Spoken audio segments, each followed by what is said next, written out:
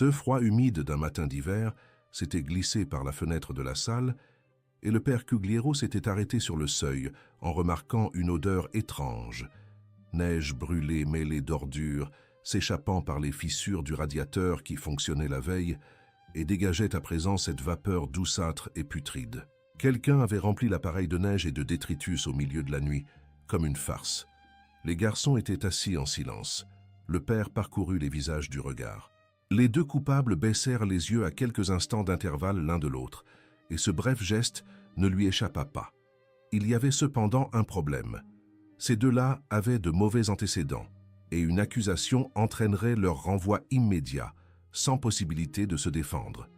Alors le père tourna son regard vers un autre garçon, tranquille près de la fenêtre, qui n'avait rien fait et le désigna du doigt. Domenico leva les yeux. Le père parla de façon claire et directe, sans équivoque ni place pour la moindre contestation. La réprimande s'abattit sur le garçon de 10 ans comme un fardeau qui ne lui appartenait pas, devant tous ses camarades, avec une sévérité qui fit se recroqueviller les autres sur leurs chaises. Et Domenico demeura là, la tête légèrement baissée, les mains immobiles sur ses genoux, sans prononcer un seul mot, ni pour se défendre, ni en signe de protestation, ni par aucun geste qui aurait pu être interprété comme une forme de résistance. Rien que le silence. La réprimande s'étira pendant des minutes qui parurent interminables à supporter pour un garçon innocent. Le père déclara finalement que Domenico ne serait pas renvoyé uniquement parce que c'était la première fois qu'il fautait. Première et unique, puisqu'il n'en avait jamais commis aucune autre. Le lendemain, les deux coupables ne supportèrent pas la pression et avouèrent tout. Le prêtre aborda Domenico avant même le début du cours et lui posa la seule question qui avait vraiment du sens. « Qu'est-ce qui t'a fait garder le silence? Pourquoi ne t'es-tu pas défendu » Domenico répondit tranquillement, sans colère ni dramatisation, avec cette sérénité qui déconcertait les adultes, car il s'attendait à ce qu'un garçon de 10 ans soit plus simple à comprendre. « J'ai pensé que je recevrais simplement une réprimande et que tout s'arrêterait là. Mais eux, ils auraient pu être renvoyés. Je ne veux pas de mal à mes camarades. » Le prêtre le regarda, ne sachant comment réagir. Domenico ajouta, comme s'il précisait quelque chose qui lui semblait évident, « Jésus aussi a été accusé sans être coupable. Il a gardé le silence. J'essayais de l'imiter. » Ce père convoqua la classe le lendemain et présenta des excuses formelles et publiques, devant tous les élèves. Un acte rare de la part d'un adulte admettant avoir commis une erreur envers un enfant. Et il porta cette histoire dans son cœur pendant plusieurs mois, jusqu'au moment où il décida d'écrire une lettre à un prêtre de Turin nommé Jean Bosco, dans laquelle il décrivit le garçon en une brève formule qui résumait tout. « En ce jeune homme, tu trouveras un saint Louis de Gonzague. » Ce garçon s'appelait Domenico Savio. Ce que vous êtes sur le point de découvrir est le récit complet qui explique ce silence incompréhensible. Le 2 avril 1842, dans le village de Riva di Chieri, dans le nord de l'Italie, naquit le deuxième enfant de Carlo Baldassare Savio et de Brigida Rosa Gaiata, dans une modeste demeure où l'odeur du fer chauffé émanait de la forge du père et où le bruit constant de l'aiguille et du fil emplissait les après-midi de la mère couturière. Là, 10 enfants grandiraient en apprenant que, même s'ils avaient peu, c'était bien assez, car la foi compensait tout ce qui manquait. Carlo était forgeron, il avait de grandes mains, exerçait un métier rude et parlait peu. Brigida travaillait comme couturière. Elle avait les doigts agiles, était méticuleuse et priait à voix haute en accomplissant ses tâches. Ils étaient tous deux modestes, à la mesure de ce qu'est la pauvreté dans un village piémontais du XIXe siècle. Mais ils élevaient leurs enfants avec une dévotion religieuse qui s'intégrait à la routine quotidienne, comme le petit déjeuner. Avant de manger, on priait. Avant de s'endormir, on priait. Face à la moindre difficulté, on recourait à la prière. Domenico apprenait en observant. Dès son plus jeune âge, les habitants du voisinage remarquèrent qu'il y avait quelque chose de particulier chez ce garçon. Quand l'église était fermée et que Domenico voulait prier, il n'attendait pas à la maison et ne songeait pas à renoncer. Il se rendait simplement à la porte de l'église, s'agenouillait sur la pierre froide du trottoir et restait là en prière, que ce fût sous la neige, sous la pluie fine ou dans le froid mordant que le Piémont avait la bonté de prodiguer, jusqu'à ce que quelqu'un vienne ouvrir. Des adultes passaient, jetaient un regard à ce tout petit garçon à genoux au milieu de la rue et continuaient leur chemin, ne sachant trop comment réagir à ce qu'il voyait.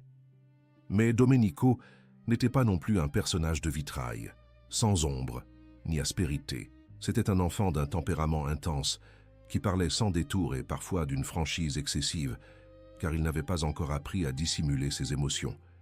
Un jour, lors d'un repas, un visiteur inattendu se présenta à l'heure du dîner. La famille s'installa à table, et lorsque l'invité commença à se servir et à manger d'une manière qui choqua le garçon, Domenico se leva et sortit sans demander la permission ni fournir la moindre explication. Ses parents le rappelèrent. Il revint et déclara avec la franchise de ses 10 ans « Je n'étais pas à l'aise à table avec quelqu'un qui ne prie pas et se comporte ainsi. » Le père entendit, approuva le fond, mais fut ferme sur la forme. Quitter la table de cette façon n'était pas une attitude convenable. Nous devons aider les autres avec patience, sans nous éloigner d'eux. Domenico écouta et retint cette correction. Il lui faudrait du temps pour comprendre que la sainteté s'apprend aussi dans la tolérance envers ceux qui ne sont pas saints. À 7 ans, la famille alla s'installer à Murialdo, où un prêtre nommé Zucca s'entretint avec le garçon et fut tellement impressionné par la maturité de cette si petite âme qu'il prit une décision peu commune pour l'époque. Admettre Domenico à sa première communion à 7 ans, alors que la norme générale était d'attendre jusqu'à 12 ans. Le dimanche de Pâques 1849, en rentrant chez lui, Domenico s'assit et écrivit dans un cahier 4 résolutions. Se confesser fréquemment, sanctifier les jours de fête d'obligation, avoir Jésus et Marie pour amis, et la dernière ligne, plutôt mourir que de pécher, qu'il conserva à l'intérieur d'un livre de prière, comme s'il s'agissait de la feuille de route de tout son parcours. En 1853, la famille déménagea à nouveau, cette fois à Mondogno, un petit village aux abords de Castelnuovo, où Domenico terminerait ses études primaires à l'école du père Cugliero, et où il devrait faire face chaque jour aux mêmes défis physiques que n'importe quel garçon de 11 ans aux prises avec des problèmes de santé affronterait avec découragement. 20 kilomètres de chemin de terre, aller-retour, jusqu'à la salle de classe et retour à la maison. Pour Domenico, ce trajet était une occasion de prier. Et pour que rien, pas même la plus légère distraction ne pût troubler sa concentration, il fit un choix que ses camarades trouvaient étrange et que les adultes ne comprenaient pas très bien. Tout au long du chemin, il fixait uniquement l'étroite bande de terre juste devant lui, sans jamais détourner les yeux sur les côtés ni s'intéresser aux paysages et aux villages qui jalonnaient le trajet. Des années plus tard, si quelqu'un lui demandait de décrire les bourgs sur le parcours ou les champs qui ornaient cette partie du Piémont, Domenico serait incapable de répondre. Il n'y avait jamais prêté attention.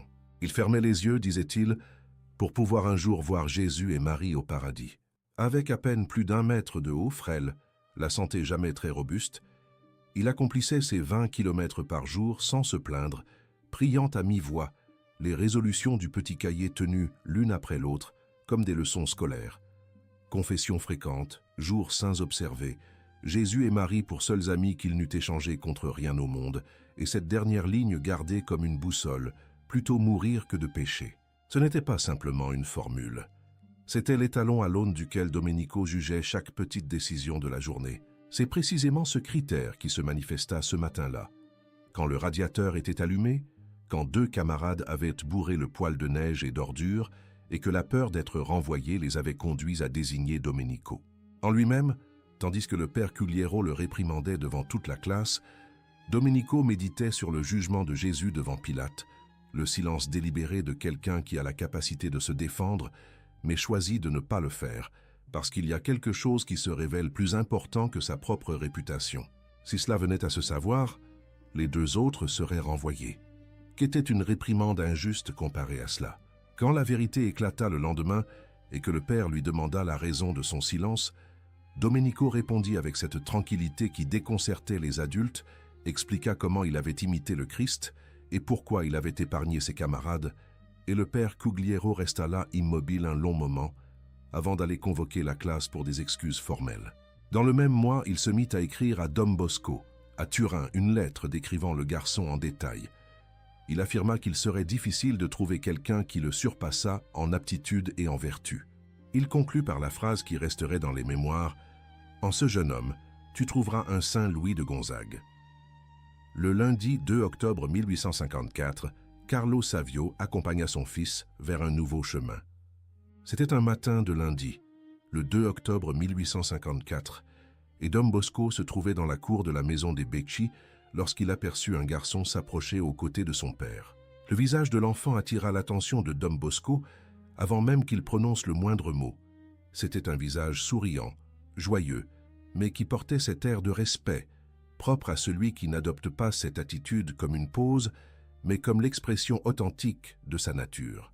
Des années plus tard, Dom Bosco noterait cet instant avec tout le soin qu'il méritait, comme quelqu'un qui comprend qu'il décrit une scène significative. Son visage souriant et son air joyeux, mais respectueux, attirèrent immédiatement mon attention. Je suis Domenico Savio, comme a dû vous le dire le père Cugliero, qui est mon maître. Nous venons de Mondogno. Dom Bosco eut avec lui une longue conversation, l'observant et l'évaluant. Pour le mettre à l'épreuve, il lui donna une page à apprendre pour le lendemain. Domenico revint en quelques minutes, le texte su par cœur, sans la moindre vanité, avec la simplicité de quelqu'un qui a accompli ce qu'il fallait. Dom Bosco demeura immobile, contemplant ce visage de 12 ans devant lui, puis posa la question directe que le garçon attendait. « Alors, vous m'emmènerez à Turin pour que je puisse étudier. » Dom Bosco savait que la mère de Domenico était couturière. Il répondit par une image qui lui vint spontanément. « Je crois que vous êtes une étoffe de qualité. Elle peut être utilisée pour confectionner un beau vêtement pour le Seigneur. » La réponse du garçon fusa, immédiate, claire, sans hésitation. « Alors je suis le tissu. Vous serez le tailleur. Emmenez-moi avec vous et confectionnez un beau vêtement pour le Seigneur. » Plus tard, Dom Bosco écrirait qu'il avait trouvé en cet instant une âme selon l'esprit du Seigneur. 20 jours après, le 22 octobre, Domenico arrivait à l'oratoire de Valdocco à Turin et entrait dans un monde totalement différent de tout ce qu'il avait connu jusqu'alors. Plus d'une centaine de jeunes gens d'origine modeste, emplissant la cour du bruit d'un ballon et de leur voix, qui s'élevaient par-dessus les toits des maisons voisines, tandis que Dom Bosco, au milieu de toute cette animation, esquivait un ballon égaré et criait, sans cesser de sourire. Criez et jouez tant que vous voudrez, pourvu que vous ne péchiez pas. Dans le bureau de Dom Bosco, une inscription en latin ornait le mur. Domenico lut, comprit et demeura un instant silencieux avant de murmurer, presque comme s'il se parlait à lui-même, « Damihi animas, quaetera tolle. » Donne-moi des âmes, prends le reste. Je comprends. Ici, on cherche des âmes pour le Seigneur. Je veux que les miennes lui appartiennent aussi. Dès les premiers jours, tandis que les autres garçons tentaient encore de comprendre qui était ce nouveau venu petit et silencieux, Domenico avait déjà repéré ceux qui restaient dans un coin de la cour pendant la récréation, ceux qui étaient arrivés sans connaître personne, qui avaient le mal du pays, qui ne parlaient que le dialecte de leur village natal et ne savaient pas comment jouer au jeu des autres. Il alla vers chacun d'eux, se fit connaître. Il leur fit des amis avant qu'ils réalisent qu'on les accueillait. Il n'était là que depuis quelques jours. Il comprenait déjà ce qu'offrir des âmes au Seigneur voulait dire. Un certain après-midi, Dom Bosco rassembla les jeunes de l'oratoire et parla de quelque chose que la plupart n'avaient jamais entendu formuler avec une telle clarté et une telle franchise. Il affirma que c'était la volonté de Dieu que tous deviennent saints, que c'était quelque chose d'accessible et qu'il y avait au ciel une grande récompense pour ceux qui y parvenaient, des paroles simples, prononcées par un prêtre qui y croyait vraiment, et Domenico les entendit d'une façon que la plupart des garçons ne firent pas, comme une étincelle tombant sur un tas de bois sec. Il quitta cet endroit le cœur en feu et alla aussitôt au bureau de Dom Bosco. Il dit avec cette franchise qui le caractérisait depuis l'enfance, « J'ai une envie intense et un désir immense de devenir saint, mais je ne sais pas par où commencer. Pourriez-vous m'aider, s'il vous plaît ?» Dom Bosco fixa ce garçon de 12 ans, maigre et à la santé toujours fragile, qui avait ses yeux graves, qui ne cherchait pas les compliments, mais une direction. Et il alla droit au but. « Je ne t'autorise pas à faire des pénitences. Ne te fais pas de mal, ne t'impose pas de châtiment. Ce n'est pas la voie. » Domenico était stupéfait. Dom Bosco décrivit cela simplement en 3 points. Premièrement, maintenir une joie constante, car tout ce qui trouble la paix de l'âme et agite ne vient pas de Dieu. Deuxièmement, accomplir avec soin ses obligations d'étude et de prière, non par vanité ou pour être loué, mais par amour. Et enfin, faire le bien aux autres, aider ses camarades, même quand cela demande un sacrifice personnel. Voilà toute la sainteté, dit Dom Bosco. Domenico repartit de cet entretien avec un sentiment différent. Il vécut cette formule de façon si constante qu'elle devint bientôt évidente pour ceux qui vivaient avec lui à l'oratoire. Il se consacrait à ses études, obtenait de bonnes notes, participait aux récréations avec une joie authentique, sans rien d'artificiel, et chaque jour quittait discrètement la cour quelques minutes pour rendre visite au Saint-Sacrement dans la chapelle intérieure avant de revenir au jeu. Maman Marguerite, la mère de Dom Bosco qui vivait à l'oratoire et veillait sur les jeunes, avec un regard maternel attentif aux moindres détails, appela un jour son fils pour un aparté et lui dit, avec la certitude de qui avait bien observé, « Tu as ici beaucoup de bons jeunes. » Aucun ne se compare au beau cœur et à la belle âme de Domenico Savio. Il continue de prier. Il reste dans l'église même après que les autres sont sortis. À l'église, il est comme un ange au paradis. Mais Domenico était en combat. C'était un enfant au caractère difficile, qui s'appliquait chaque jour à dompter ses réactions instinctives. Un jour, un camarade plus âgé déclencha une bagarre dans la cour avec force juron. Domenico tenta de s'interposer et reçut un coup de poing. Il tomba à terre et ses amis se levèrent aussitôt, prêts à répliquer. Mais il les arrêta d'une phrase qui resta gravée dans les mémoires. « Ne faites pas ça. Vous ne savez pas à quel point je me suis retenu pour ne pas répondre à la hauteur. Connaissez-vous quelqu'un qui croit que bonheur et sainteté ne vont pas ensemble ?» Le garçon qui avait donné le coup de poing demeura immobile, regardant cet enfant qui avait choisi de ne pas répliquer. Dans les semaines qui suivirent, il s'approcha des sacrements pour la première fois de sa vie et devint l'un des meilleurs amis de Domenico. Le matin du 8 décembre 1854, à Rome, le pape Pie IX convoqua les évêques de l'Église et accomplit ce que les catholiques attendaient depuis des siècles.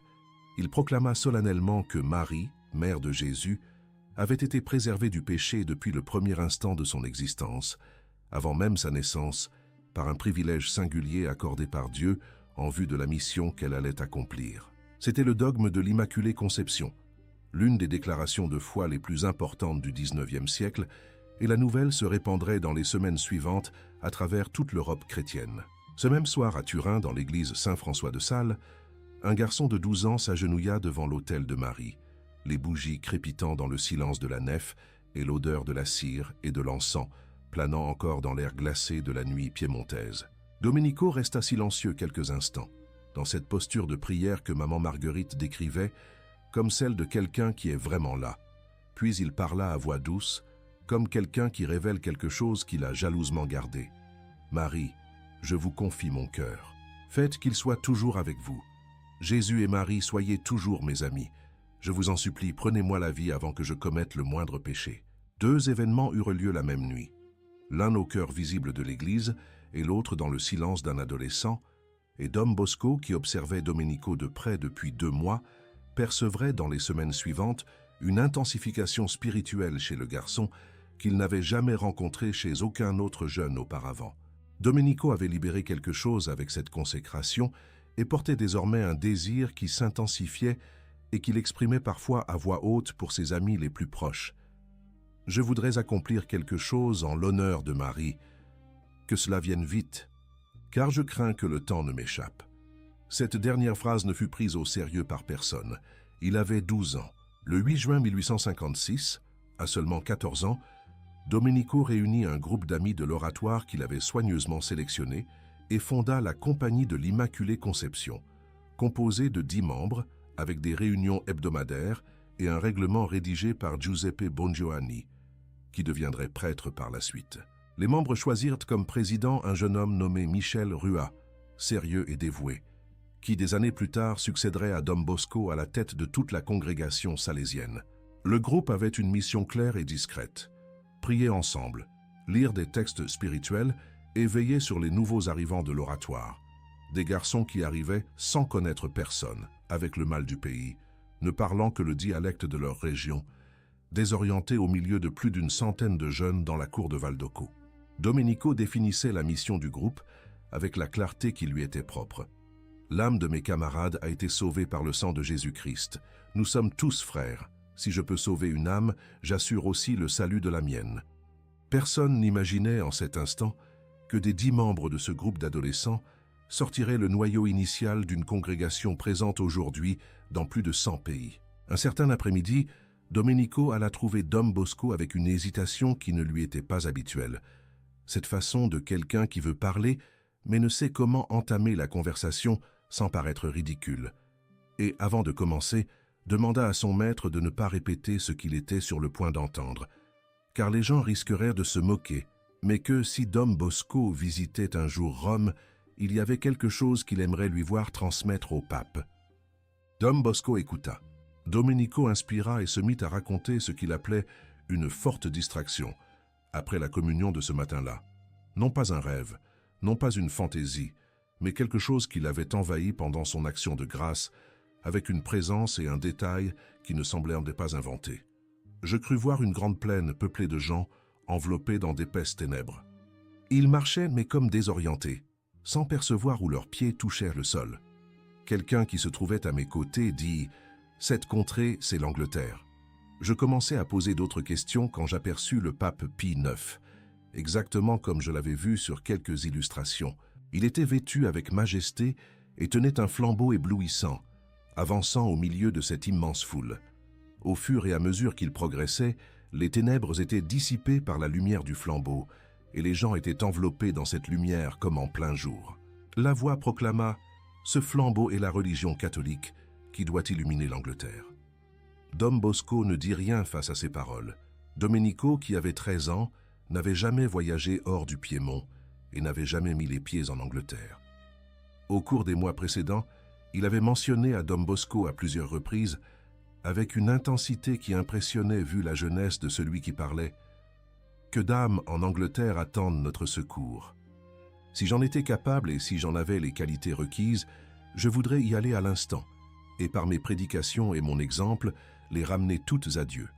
Si vous allez à Rome, dit Domenico avant de prendre congé, n'oubliez pas la demande que je vous ai faite au sujet de l'Angleterre. Dites-le au pape. Dom Bosco se rendit à Rome en 1858 et fit un rapport au pape Pie IX. Le pape écouta tout attentivement et commenta, visiblement impressionné, que cela corroborait ses propres intentions de promouvoir le bien de l'Angleterre. Dans les décennies suivantes, la hiérarchie de l'Église catholique serait rétablie au Royaume-Uni et de nombreuses conversions significatives auraient lieu. Mais de son vivant, Domenico apportait d'autres épisodes que Dom Bosco observait sans pouvoir les expliquer simplement. Un soir, Domenico réveilla son maître et lui dit qu'il y avait un beau travail à faire. Et les deux parcoururent les rues sombres de Turin jusqu'à un immeuble inconnu, au 3e étage, où une femme en larmes ouvrit la porte en suppliant que quelqu'un aide son mari, qui s'était éloigné de la foi, et voulait mourir en catholique. Dom Bosco administra le sacrement de l'onction des malades. Le lendemain, elle ne posa aucune question. Le regard de Domenico avait déjà donné la réponse qui n'avait pas besoin de mots. En septembre 1856, sans que personne l'en eût averti, Domenico demanda la permission d'aller voir sa mère. Il arriva, la serra dans ses bras et repartit en faisant ses prières. L'accouchement, qui rencontrait des difficultés depuis plusieurs heures, se déroula bien, et la mère trouva un scapulaire que son fils avait laissé, qu'elle garda puis donna à une autre femme enceinte, qui en fit de même avec une autre, formant une chaîne qui ne s'interrompit jamais. Combien de femmes aujourd'hui recourent à cette intercession dans les moments difficiles? À la fin de 1856, l'atout commença. En février 1857, Dom Bosco convoqua Domenico dans son bureau, avec cette gravité de celui qui ne peut plus différer une conversation délicate. La toux s'était aggravée ces dernières semaines, la fièvre revenait avec une régularité alarmante, et la santé, qui avait toujours été fragile, présentait désormais des signes qu'un prêtre expérimenté en matière d'éducation reconnaît et ne peut ignorer. Avant même que Domenico franchisse la porte, la décision était prise. Tu dois rentrer chez tes parents. Domenico était réticent à partir. Il ne s'agissait pas de craindre ce qui allait venir. C'était un lien intense avec cette cour pleine de sons, avec ce lieu sacré où il s'arrêtait chaque jour, avec ses camarades qu'il avait choisis un par un avec soin, et avec cette existence qu'il avait bâtie au cours de 2 ans et demi à l'oratoire. Une existence dont la solidité, peu d'adultes parviennent à l'atteindre en plusieurs décennies. Mais il avait appris qu'obéir faisait partie du chemin. Alors il s'exécuta. Il fit un dernier tour de l'oratoire, avec la lenteur de quelqu'un qui grave chaque détail dans sa mémoire. Il entra dans la chapelle et demeura en silence devant le Saint-Sacrement, pendant un temps que personne ne chronométrait. Puis il alla dire au revoir à ses camarades, un par un, avec cette expression sereine sur le visage que certains interprétèrent comme la promesse d'un retour prochain, mais qui reflétait en réalité la tranquillité de quelqu'un qui sait déjà. « À bientôt », dit-il à chacun d'eux. « Ce sera au paradis. » À Dom Bosco, avant son départ, il adressa ces mots. « Priez pour que j'aie une mort paisible. » Dom Bosco regarda cette silhouette frêle et menue traîner une valise contenant quelques vêtements et quelques livres dans le couloir de l'oratoire, et ressentit quelque chose qu'il décrirait plus tard comme une conviction à laquelle il résistait d'accepter. Domenico arriva à Mondogno le 1er mars 1857, portant avec lui l'odeur de la terre piémontaise et le froid caractéristique de la dernière semaine d'hiver, et dès les premiers jours à la maison, son appétit disparut complètement, tandis que la toux le torturait sans relâche. Le médecin fut appelé, examina le garçon, recommanda le repos complet. Le 4 mars, Domenico s'allongea et ne se releva plus. Il demeura serein dans les jours qui suivirent, sans se plaindre, conversant avec ses parents quand il en avait la force et priant à voix basse dans les moments de fatigue. Un matin, il fixa son regard sur son père et déclara « Prions ensemble. » Je ne pourrais pas parler avec le prêtre. Ils prièrent. À la fin, Domenico adressa un sourire à Carlo Savio, un geste que son père ne saurait jamais décrire par la suite. Il demanda qu'on lui lût la prière pour les mourants. « Lisez. » Quand la lecture fut achevée, Domenico se recoucha doucement sur le lit. Cet effort que le corps affaibli imprime quand l'esprit a encore quelque chose à terminer. Ses yeux se fixèrent sur un point élevé, au-delà des murs de cette modeste demeure de Mondogno, et son visage s'illumina d'une façon dont tous ceux qui se trouvaient dans la chambre se souviendraient pour le reste de leur vie. « Adieu, chers parents, j'ai une belle vision. Que c'est beau !» Il s'éteignit avec un sourire. Il était 22 heures, un lundi, le 9 mars 1857. Domenico Savio avait 14 ans, 10 mois et 7 jours. En recevant la nouvelle à Turin, Dom Bosco s'assit et se mit à écrire, et s'émouvait chaque fois qu'il relisait ce qu'il avait écrit. Lorsque Dom Bosco publia la biographie de Domenico, quelque chose de surprenant se produisit chez les lecteurs. Des jeunes demandaient à entrer à l'oratoire, des séminaristes trouvaient dans les pages du livre la motivation qui leur manquait pour continuer, et un garçon allemand nommé Joseph Ratzinger lut cet ouvrage dans l'enfance, avec l'attention propre aux enfants, qui reçoivent profondément ce qu'on leur donne et n'oublient jamais. Des décennies plus tard, en tant que pape Benoît XVI, il ferait référence à Domenico Savio avec une tendresse qui révélait combien cette lecture avait marqué sa vie. En 1914, 57 ans après sa mort, les reliques de Domenico furent transférées de Mondogno à Turin, où elles furent déposées dans la basilique de Marie Auxiliatrice, la même basilique où, par la suite, Dom Bosco trouverait lui aussi son repos éternel. Le maître et le disciple réunis dans le même lieu, proche de Marie, à qui tous deux avaient voué tant d'amour. Des années auparavant, Dom Bosco avait raconté une vision qu'il avait eue après la mort de Domenico. Il vit le garçon vêtu de blanc, une ceinture rouge à la taille, à la tête d'une foule de jeunes. Il demanda la signification de ces vêtements, et Domenico expliqua que la blancheur représentait l'innocence du baptême préservé jusqu'au bout, tandis que la ceinture rouge symbolisait les sacrifices quotidiens accomplis pour garder le cœur pur. Ces petits efforts discrets que personne ne remarque, mais que Dieu comptabilise un à un.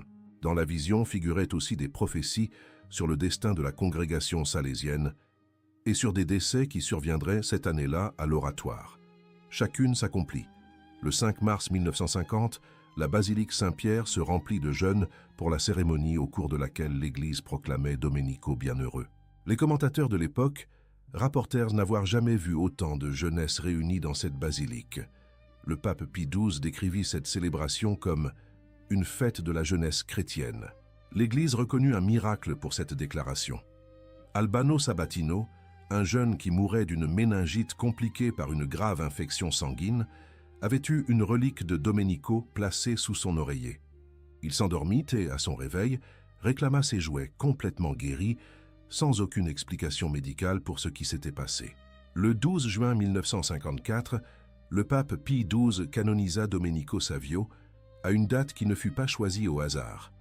C'était exactement le centenaire du dogme de l'Immaculée Conception, le même dogme qui avait inspiré la consécration de Domenico ce soir-là, à Turin, 100 ans auparavant, comme si toute l'histoire avait été tracée par quelqu'un qui apprécie la symétrie. Le pape le décrivit comme « petit mais grand géant d'âme » et proclama ses patronages. Les adolescents, les femmes enceintes, les servants de messe, les chantres de chœur et les personnes victimes de fausses accusations. Dans la maison où Domenico vit le jour, à Riva di Chieri, on peut encore aujourd'hui trouver des vêtements de bébé accrochés au mur, offrande de gratitude de mères qui ont invoqué son intercession pendant plus de 160 ans. La compagnie de l'Immaculée Conception, fondée par un garçon de 14 ans dans une cour de Turin et qui comptait 10 adolescents, est devenue le noyau originel d'une congrégation qui compte aujourd'hui plus de 15 000 membres, présente dans plus de 100 pays et qui continue de conduire des jeunes vers une rencontre avec Dieu. Vous avez commencé ce récit en observant un garçon de 10 ans, agenouillé devant toute sa classe, dans un silence complet, supportant une accusation qui n'était pas la sienne. Et vous connaissez à présent toute la trajectoire qui mena à ce silence. Vous savez d'où venait cette tranquillité. Vous savez ce qui se passait en lui pendant qu'il restait la tête baissée et muet, et vous connaissez le nom qu'il contemplait dans ses yeux tandis qu'il endurait cette situation. C'était le visage de Jésus devant Pilate. Domenico Savio vécut 14 ans et presque 11 mois.